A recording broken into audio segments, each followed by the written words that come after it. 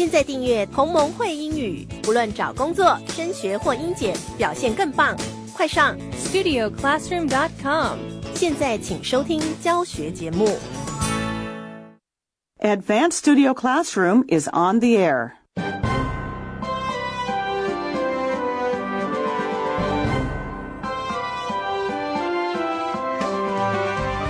Join us as we talk about skills for building relationships.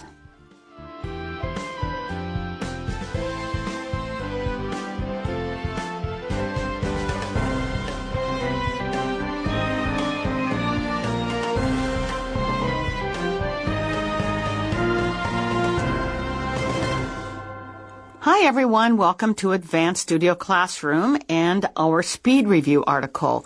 We're actually on our second day discussing a book called The Art of Connection, and it is about relationship building skills for becoming a better leader. But as we talked about yesterday, we also feel like a lot of these skills are just good for building relationships and us as individuals, things that it doesn't matter where you are in your life, we all can develop these skills. And I think one of the important things that I want to point out is that we can acquire these and develop the ability to connect with people. So even if you don't feel like you're very good at it, you have a hard time making new friends or acquaintances or relating to people on your staff maybe, that the whole point of this is that you can acquire these skills and that you can develop them. And to discuss this article with me today in our studio, we have Jack Smith here. Glad to be talking about this important topic with you again. And Simon. It's always good to be back. And I'm Linda. And we want to just review a little bit about what we talked about yesterday in case you couldn't join us. This book is presenting 7 skills. It says that every leader needs now, and yesterday we talked about 2 of them. So, Jack, which skill stood out to you yesterday? The skill that stood out to me was the first skill, which is to embrace humility. And I found it particularly helpful when Gelb talked about the illusion of transparency, because I think this is something that I really need to learn myself, which is the idea that if I'm communicating with you, I assume that you are understanding what I say because I automatically understand what I'm saying. But instead, I need to have the humility and realize you may have heard something else, and I need to ask you about that. Okay. And what about you, Simon? I'll do the second skill then, which was be a glowworm. And we talked a little bit yesterday about how glowworms are humble creatures. So it fits very well with the first principle that we were supposed to learn. One of the things we didn't talk about quite as much, though, is that glowworms glow. And so they shine light out and they draw a lot of attention to themselves. You know, when people see there are fireflies in a mountain area, other people go to see the fireflies and the glowworms, right? Because people want to see these things. They're interesting to look at, and they're, I guess, inspiring in some ways. I think they certainly draw our attention, right? And today, at the beginning of today's article, we're going to talk a little bit more about what Gelb means about being a glowworm and how he sees it in his book. So why don't we open our books, if you have your magazines, to page 41. Or you can find this on your digital device if you have it with you. And let's read the left-hand column on this page, and we're going to read down towards the end of it to about line 23.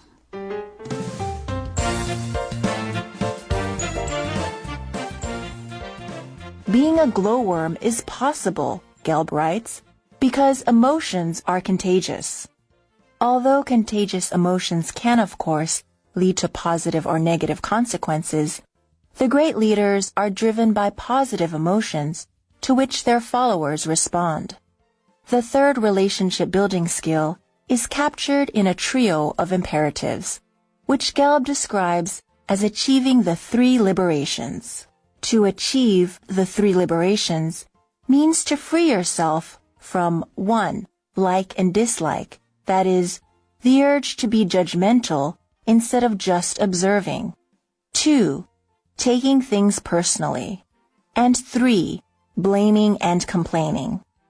Gelb is an adherent of personality types, and his fourth relationship building skill, transcend fixations, involves recognizing your personality type and working to highlight the healthy facets of that type and moving away from its unhealthy facets. And all types have healthy and unhealthy manifestations.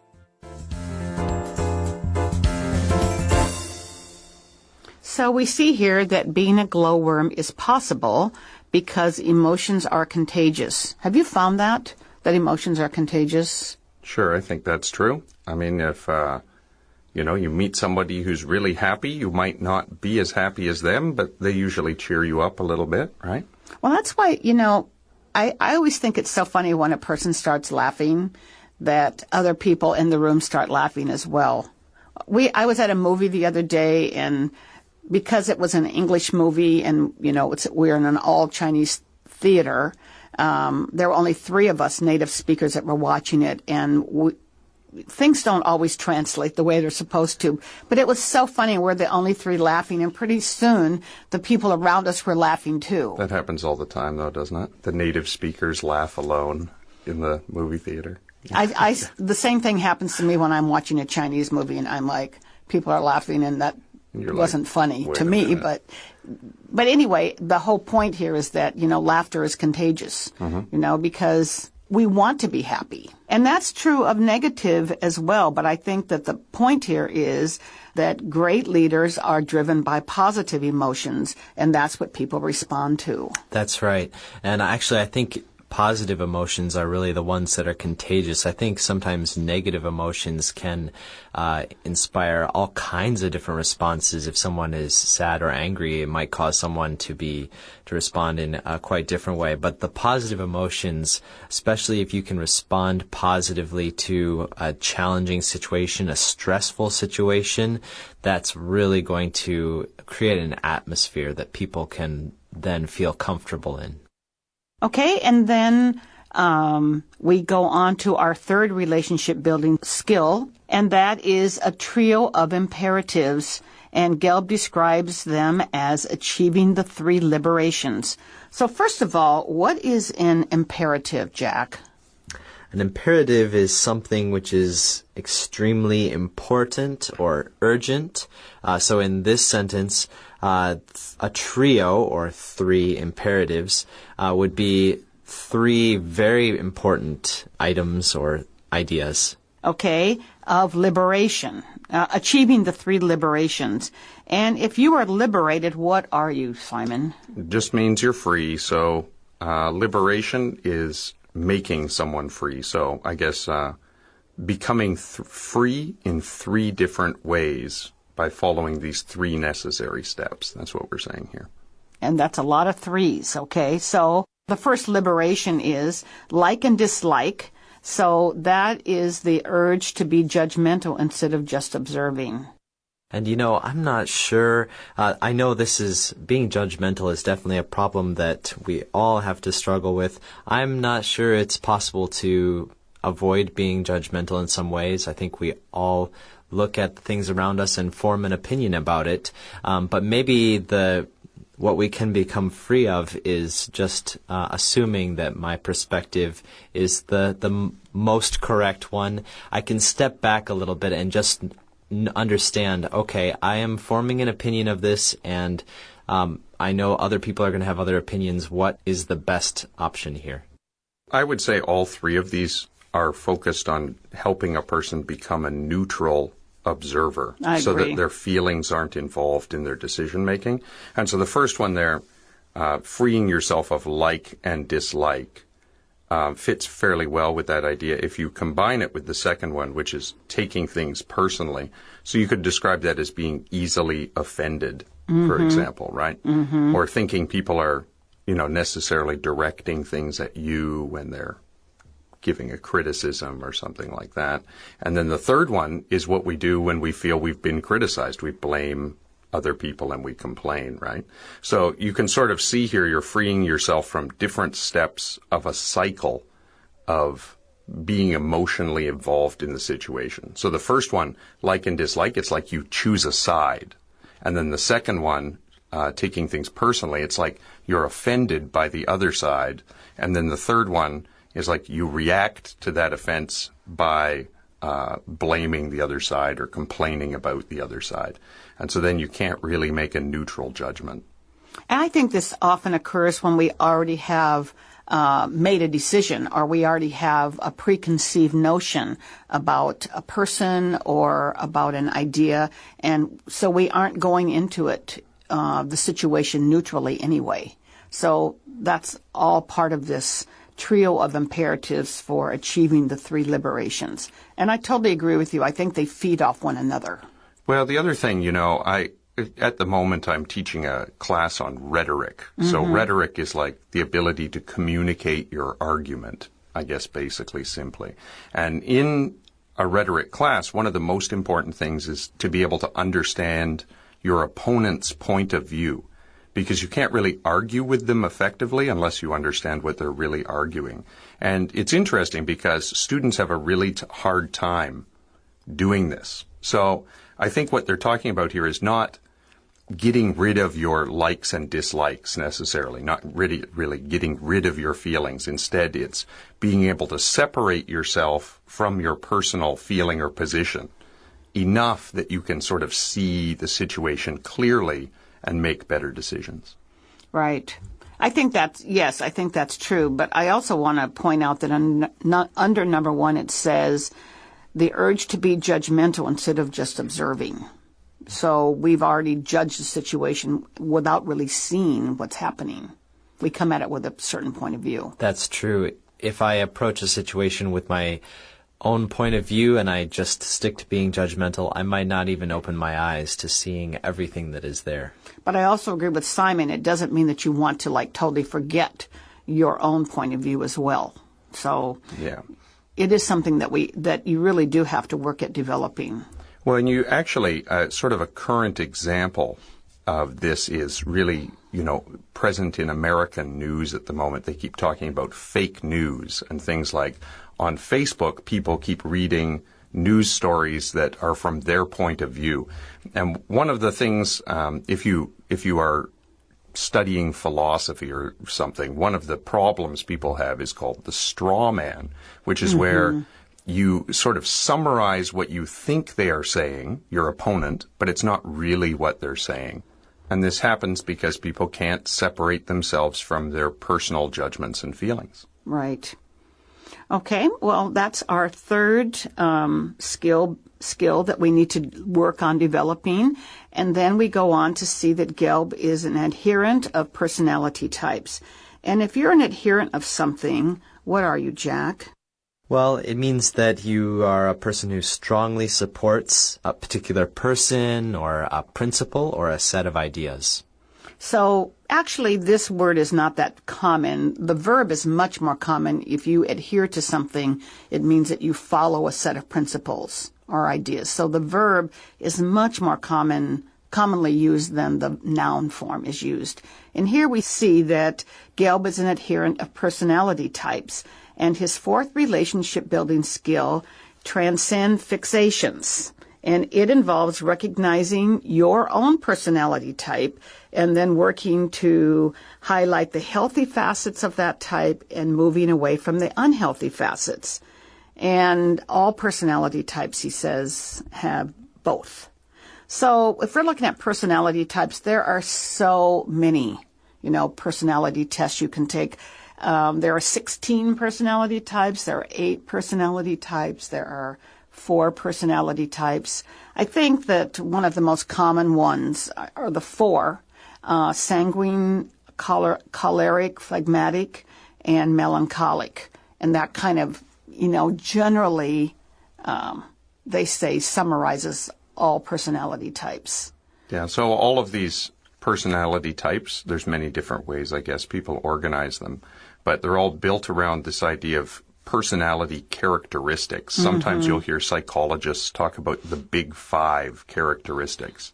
And the idea is that everybody has all of these characteristics, but in different amounts or like some of the characteristics are more dominant in your life. And each of the characteristics is associated with some good things and some bad things. So, for example, if you want to be very successful in business, you might have to have certain characteristics a lot and other ones less. And so this person here, the writer, he's talking about separating yourself from those unhealthy parts of your characteristics.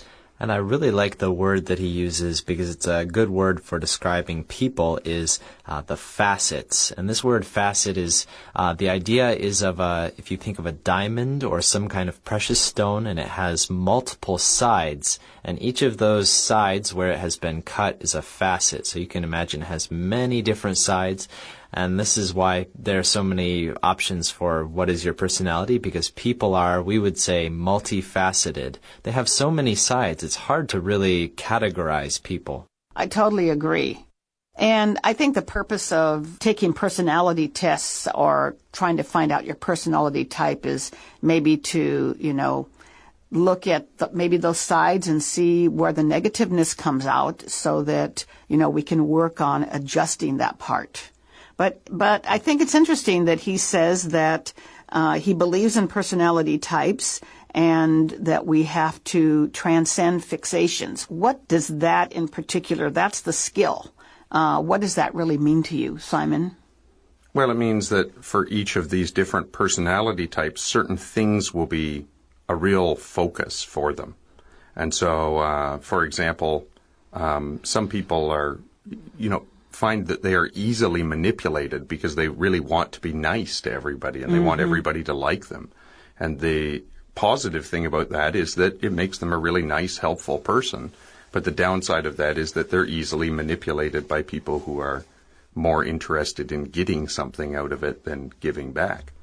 So they need to work on standing up and really sticking to what they believe in, not being manipulated. Very hard to do. Easy to say, but hard to do. Okay, well, those are two more skills that we need to work on. And now we're going to read about the final three. And we're going to start toward the end of the left-hand column and read to the end of the article.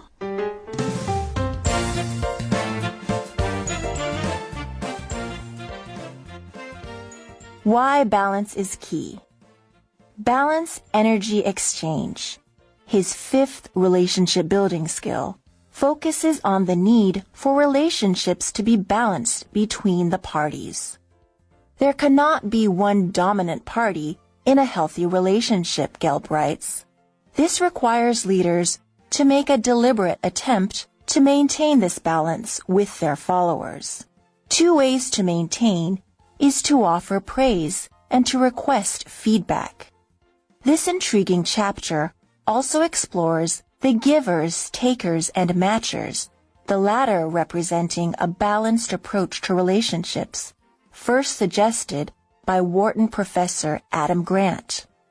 The last two relationship building skills covered by Gelb are to be a rare listener, that is, to be the type of listener who receives, appreciates, reflects, and inquires, and to turn friction into momentum.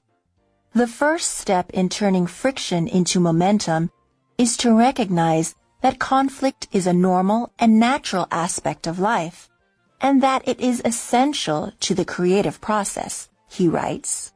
With this practical advice, supported by wonderful stories, inspiring quotes, and evocative acronyms, The Art of Connection is a thoughtful and eloquent tutorial that will help leaders and future leaders become masters of this invaluable leadership art. So we see that our fifth skill is balance energy exchange. What does that say to you guys?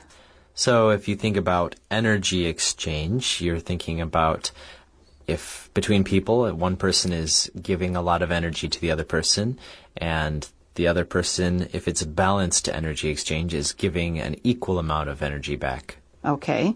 But in order to do that, there cannot be one dominant party in this relationship. Yeah, so actually the term balance energy exchange is kind of a little confusing because it plays on, I guess, colloquial use of this word energy, where we're talking about like personal energy and things like that. Really what they're talking about here is having relationships that are give and take. So partnerships instead of sort of leader-follower relationships.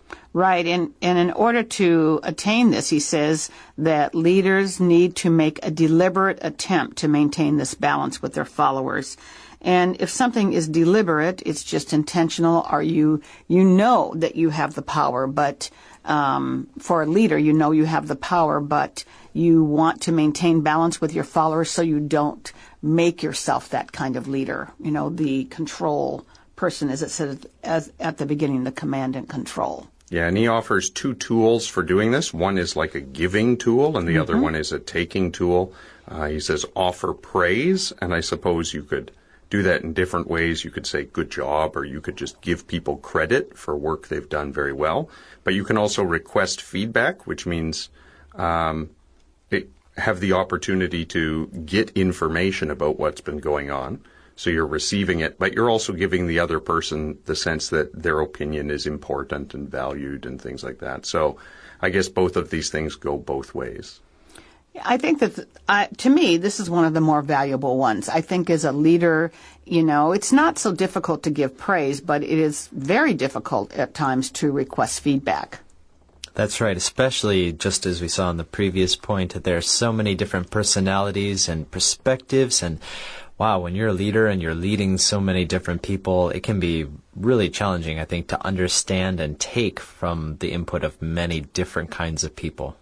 I think that the next point here is quite interesting. It says that this chapter explores the givers, as Simon said, the takers, and then the matchers. And this one represents a balanced approach to relationships. So that's where the balanced energy exchange kind of comes in. And this is not only being talked about by Gelb, but it was first suggested by Wharton professor Adam Grant. So we know that this is accepted across lines within business. And then we see that there are two more relationship building skills that are to be a rare listener, okay? And that's the kind of listener who receives, appreciates, reflects, and inquires. That's kind of interesting. So what does that mean, Simon? Well, it's a method of listening. So when you receive something, that's the first R in rare. It means you're hearing the information. A is for appreciate, which means, I suppose, you're thinking about it and treating the information as though it's valuable. And reflect, then, means you think about carefully what's been said. And then inquire means you come up with, I guess, questions to follow up, to find out more information or to make the information you've received clearer in your mind. Have you ever met anybody that's this kind of listener? No. I think it's rare. It's pretty rare. And not the capital R-A-R-E either. So it's not very common. But actually, I think for anybody in any relationship, this is a very good skill that we need to build. The thing that is most lacking in the world is the ability to listen to people, because oftentimes we are sitting there thinking about what we're going to say, not about what the other person is saying. So it's a skill that's lacking across the board among relationships. And then our last type of skill here is to turn friction into momentum. So we have two interesting words here, friction and momentum. So what does this mean, Jack? Well, friction is the kind of resistance that two different materials have against each other when they contact each other. And so if you want to have good momentum, friction is going to slow down any kind of momentum. So what Gelb is using here, these words to describe, is when you come into contact with people, you may have friction, which he's using to represent conflict. But in order to have good momentum, in this case representing progress or whatever you're trying to accomplish, you need to be able to turn that conflict as something positive that can actually help you solve your problem or continue your momentum. When we hear that word friction or conflict, we usually have very negative feelings about it, don't we? Absolutely. And we don't think about it usually as a positive force in our lives. So here it really means he's really talking about what you do with it. You know, if we recognize it as being normal or natural parts of our lives, then we can also see and accept that he feels that it's essential to the creative process. And the creative process is necessary for the momentum to go forward. So to me, kind of, it's like if we have friction in our lives or in a relationship with somebody, we have to remember that not everybody thinks like we do, and think about what you can learn and what you can get from what that is causing in you.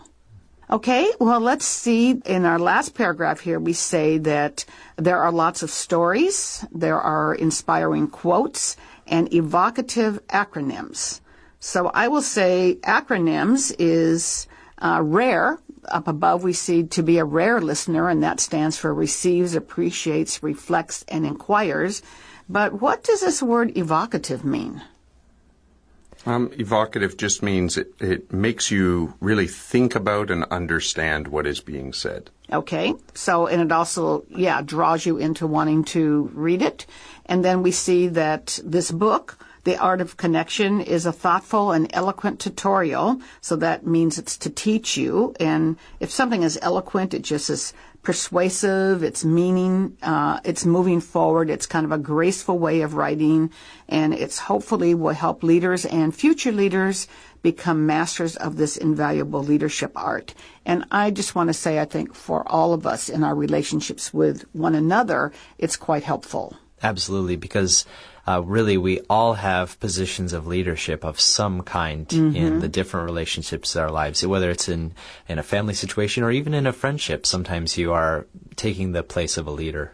Well, we hope that you have enjoyed our discussion of the book, and it might cause you to want to delve into it further. And we also hope that you will join us here again on Advanced Radio as we talk about a new topic. Goodbye for now. Bye-bye. Goodbye.